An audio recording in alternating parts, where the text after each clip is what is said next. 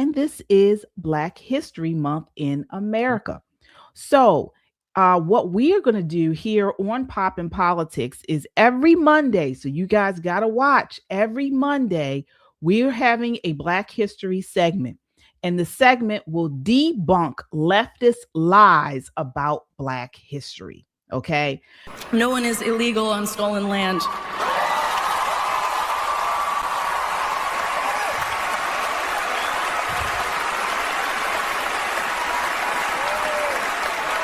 And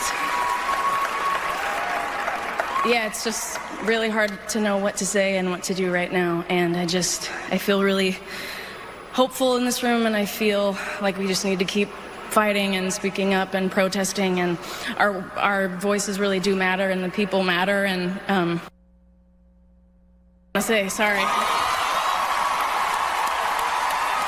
The truth, which they never say out loud, is this is not the case. And it really erases us as Black people. Okay. And so I want to talk about this stolen land narrative because it assigns a collective guilt, and Black Americans don't fit it. So I want to get your thoughts on this, Shelley. The idea that we are here, on stolen land. Yeah. No, it's not stolen land. First of all, the United States purchased, if you will, or obtained California after the gold rush. Okay. Yes, we know it used to be a part of Mexico, in the 1800s or something. But no, it's legally America's land. And let me say this real quick. I know you're going to get into it. All those people that live in California, all these celebrities on all of these acreages and large homes, whatever, all of that is stolen land. Then give it back. Give it back. Let me see you sell your houses, your land. Give it back. Go ahead and give it back. Let's see you do that. I'm going to stop there for now. All right. Yeah. Nicole, enslaved Africans did not arrive here voluntarily. We did not own land, write laws, or control borders. So this idea, you can't blame the descendants of slaves for a crime they didn't commit. And now, right now, I'm just talking about Black folks. I'm going to talk about white folks too. But this idea we're on stolen land is it's ridiculous. It's ridiculous. And it is a catchy little slogan by people who say we need to say something because the land grant's not working. For those of you who have never had the great displeasure of attending any kind of Democrat function, they don't generally open with a prayer. They open with a land grant where they, name off all of these Indian tribes and yada, yada, yada, and yada, yada. And then we all live on stolen land. No, ma'am. No, ma'am. So this is how war works.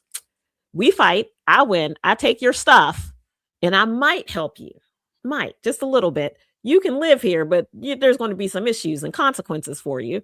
Or perhaps you have a piece of land that I like very much, and I say, Shelley, I really, really like that watch. I'm going to give you $300 for that watch. You sell me the watch is not stolen.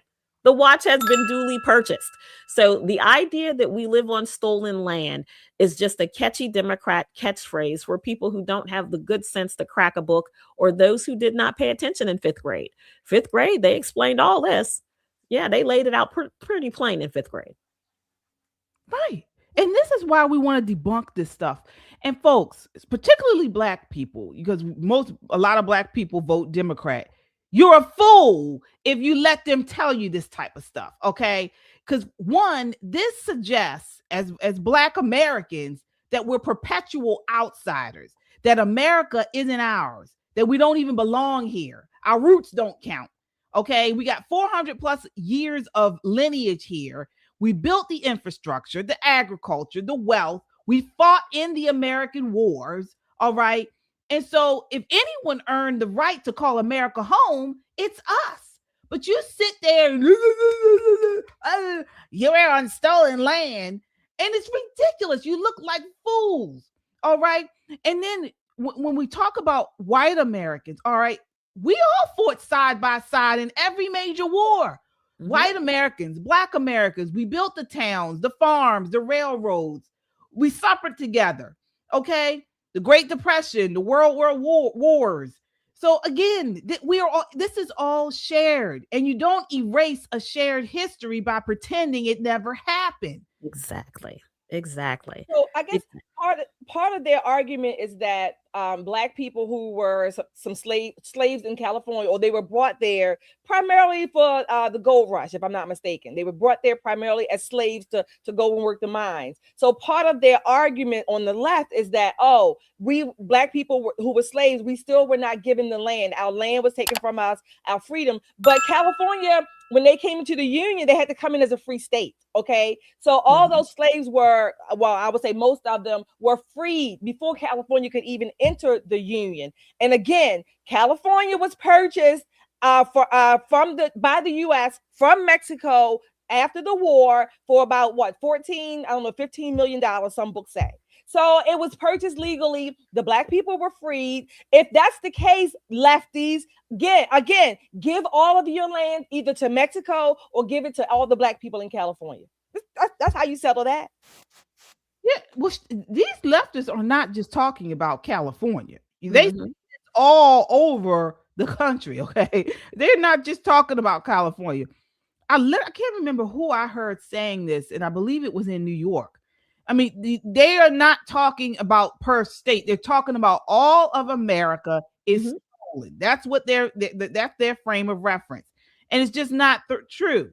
Okay, and it is. We will call, like you mentioned, Nicole. There's conquered. There's two things in this world. You're either a conqueror or you're conquered, and this is what it is. Freedom wasn't given; it was fought for. We all fought for this.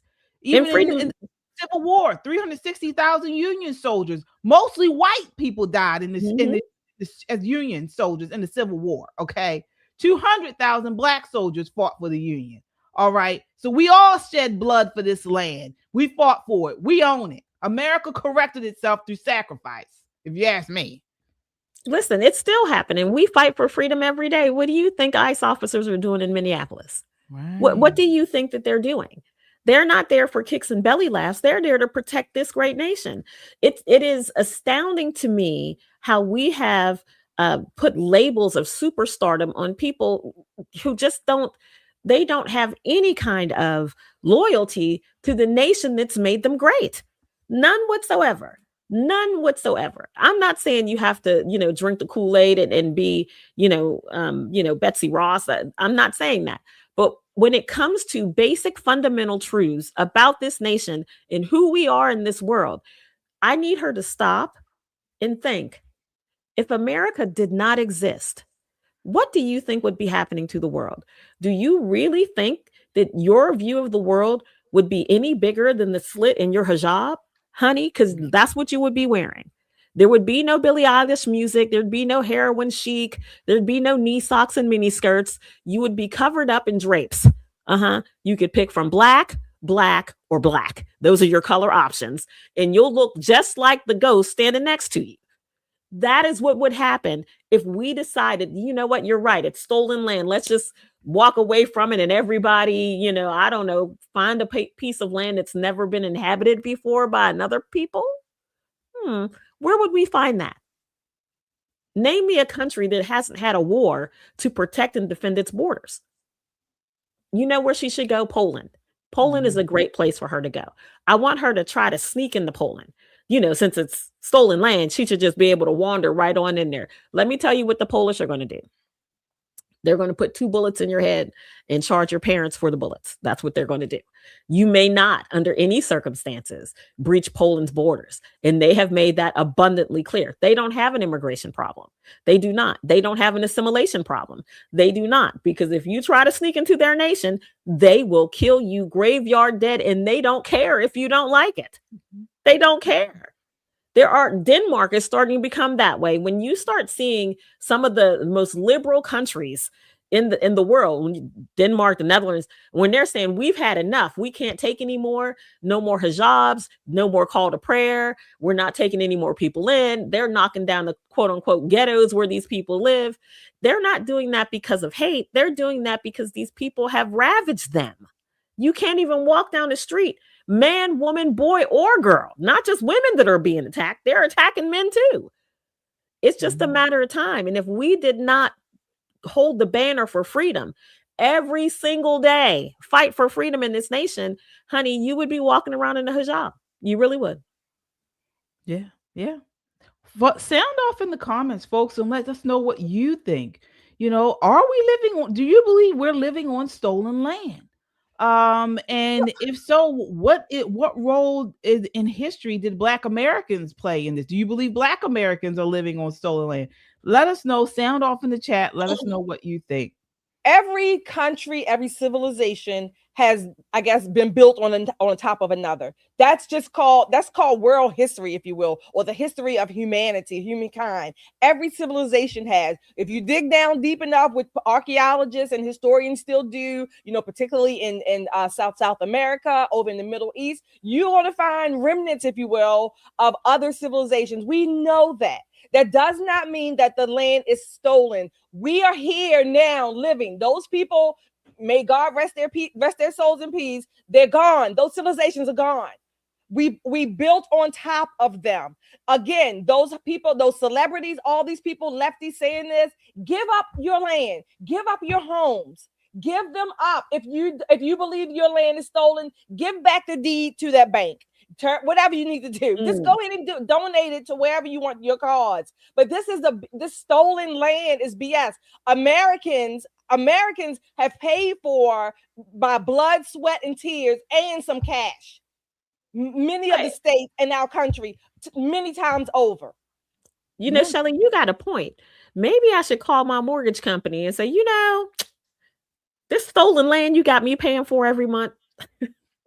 I feel like I should get a bigger discount since it was stolen from my people. I feel like maybe we're even at this point. Just go ahead on and send me the deed and we'll call it even. Yeah, good luck with that. Good luck with that.